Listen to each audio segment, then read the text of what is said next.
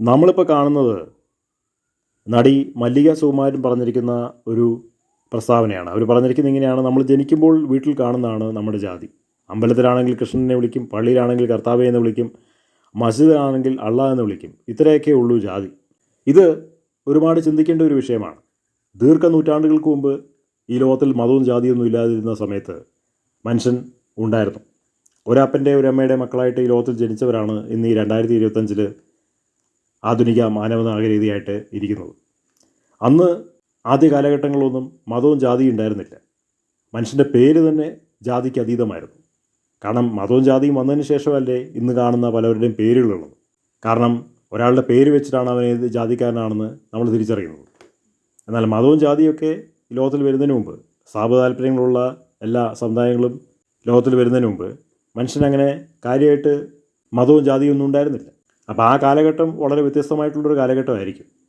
കാരണം എല്ലാവരും ഒരു കുടുംബത്തിലെ അംഗത്തെ പോലെയാണ് കഴിയുന്നത്. ഒരു ഭാഷ, ഒരു ജാതി. പിന്നീടാണ് ബഹുജാതികളും ബഹുഭാഷകളൊക്കെ ആയിട്ട് വേർതിരിഞ്ഞ് പോയിട്ടുള്ളത്.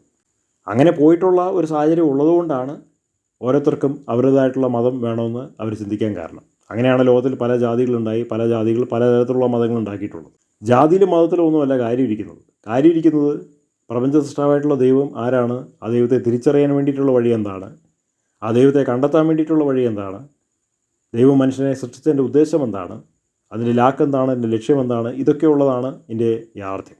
ഈ യാഥാർത്ഥ്യം മനസ്സിലാക്കാതെയാണ് മനുഷ്യനെ ഈ ലോകത്തിലെ ജീവിതത്തിന് വേണ്ടിയിട്ട് പല മാനുഷിക നിയമങ്ങളും തത്വങ്ങളും ഉണ്ടാക്കിയിട്ടുള്ളത്. അതാണ് മതം. ലോകത്തിലെ ഒരു മതവും ദൈവവുമായിട്ടൊരു ബന്ധവുമില്ല, ഒരു ജാതിയും ദൈവവുമായിട്ടൊരു ബന്ധവുമില്ല. ഇതെല്ലാം മനുഷ്യർ ജീവിക്കാൻ വേണ്ടിയിട്ട് കാലാകാലങ്ങളിൽ അവരുണ്ടാക്കി പറഞ്ഞിട്ടുള്ള ഓരോ കഥകളാണ്. ദൈവം ഒരിക്കലും മനുഷ്യനെ ജാതിയുടെ പേരിലോ മതത്തിൻ്റെ പേരിലോ സമുദായത്തിൻ്റെ പേരിലോ ഭാഷയുടെ പേരിലോ വേർതിരിച്ച് മാറ്റി നിർത്തിയിട്ടില്ല.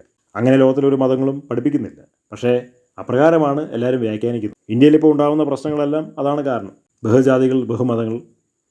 അതിലേറ്റവും മുന്തിയ മതമാണ് ഇപ്പോൾ ഇന്ത്യ ഭരിച്ചുകൊണ്ടിരിക്കുന്നത്. അവരുടെ സമുദായമാണ് ഇന്ത്യയിൽ ഏറ്റവും മുന്നിട്ട് നിൽക്കുന്നത്. അതുകൊണ്ട് അവർ ചിന്തിക്കുന്നു മറ്റെല്ലാ സമുദായങ്ങളും അവരുടെ താഴെയാണ്. അങ്ങനെ ചിന്തിക്കുന്നതുകൊണ്ടാണ് ഈ സ്പർദ്ധ ഉണ്ടാകുന്നത്, അടിയും തല്ലും വെട്ടും കുത്തും നടക്കുന്നത്. അതിപ്പോൾ ഏത് സമുദായം അങ്ങനെ ചിന്തിച്ചാലും അപ്രകാരം തന്നെയാണ്. അപ്പോൾ ഒരു കാര്യം നമുക്ക് ഓർപ്പിക്കാം: മതവും ജാതിയും ദൈവം സൃഷ്ടിച്ചതല്ല, അത് മനുഷ്യൻ സൃഷ്ടിച്ചതാണ്.